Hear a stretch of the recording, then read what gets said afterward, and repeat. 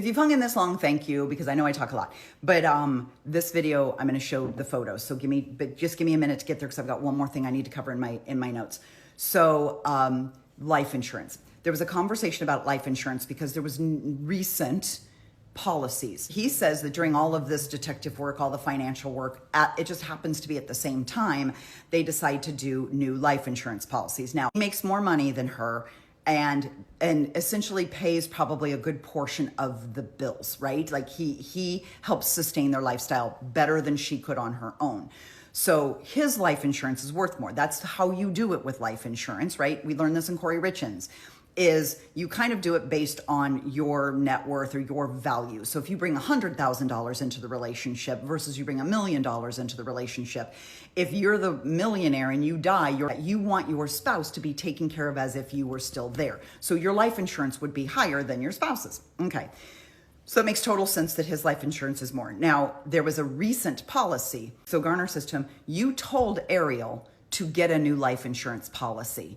And he says, well, I didn't tell her to do it. So then Garner breaks it down. So Garner's like, so did you do the research on the policy? And he says, yes. And he says, so you already had essentially an insurer, a vendor in mind, a company in mind that you were going to get the policy through. Yes. And you provided her with the phone numbers and the contact person. Yes. And you said, call this person. Yes. And call this person by this date because they're expecting your call. Yes.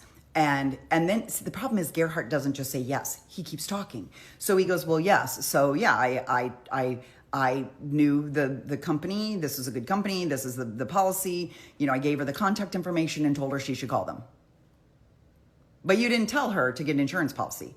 You just told her what company, who to call, when to call, and to go do it. But you didn't tell her to get the policy. I was a little confused by that. But let's get to the hike, because if you heard Gerhardt's testimony about what happened on the hike, the fight that they had, the story is pretty unbelievable.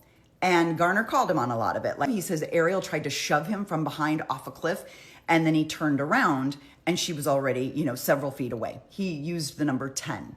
And so Garner asked that. Garner's like, so you turned around and she was already 10 feet away? And he said, well, yeah, that's what surprised me. He said, she shoved me and then apparently was already backing away before I even had a chance to turn around. 10 feet's a pretty good distance. And then he said, that's kind of why I was confused. Really, if I'm the jury, I'm like, how could she have shoved him if she was 10 feet away? Anyway, and basically what Garner does is just walk through, and he asks it in a way, he goes, so she grabbed your wrists, yes, and you were unable to get free, correct. You said that she took you to the ground. Yes, she went to the ground and she pulled me down with her. Okay. You said she had her legs, was it one leg or two legs, wrapped around you? And then you said she grabbed your testicles. Yes. And at some point, while she's still holding your testicles, she grabs a rock and she hits you. Yes. And you said she got in one good smack, like one good hit on the side of his head. And I'll show you photos in a minute.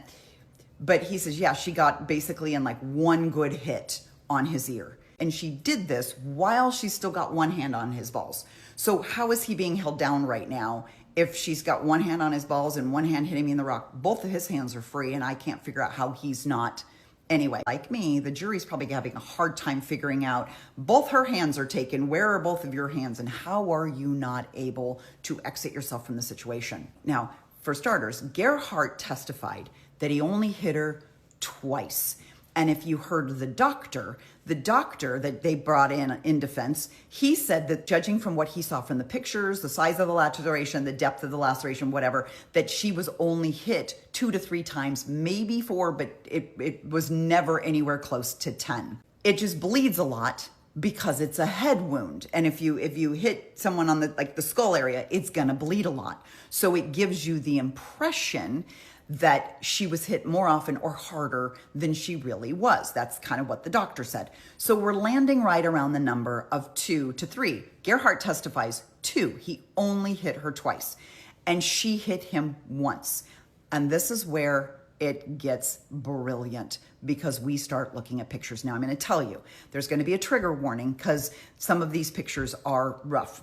And TikTok is very finicky about what we can show. So I have blurred over the aerial photos. You can tell how bad it is without it being as graphic, but I wanted you to be warned.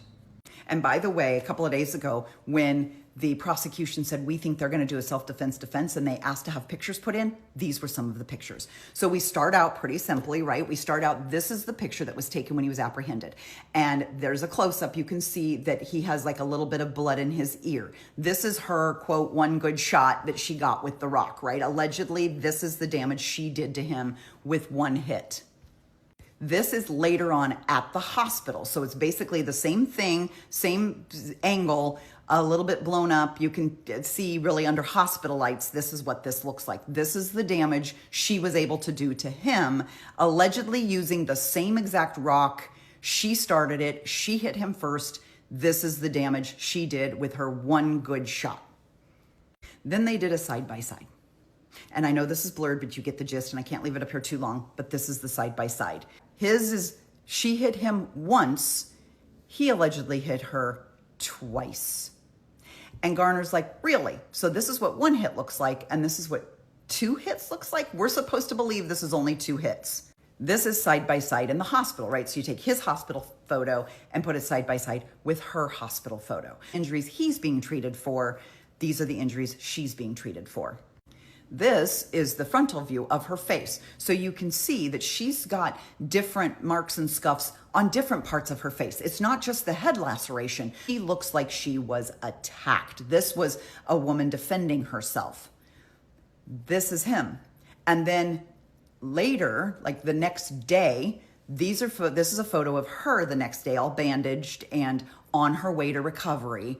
This is him the next day. He says, well, it was the next night. But still, this is probably, what, 30 hours after the attack?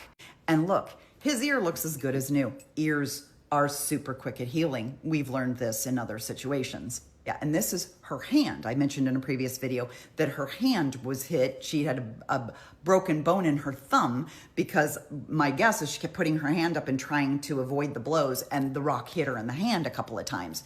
So again, he says she hit him once and he hit her twice. And yet this is the difference in their injuries. He didn't just hit her twice. He fucking pummeled her. He did. And these pictures are devastating. If I'm on the jury, I'm like, done. Done. If she was having an affair, even if she was a dirty little whore, no matter what she had done, nobody deserves to be beaten or killed. Period. Period. Come on back. I got more opinions.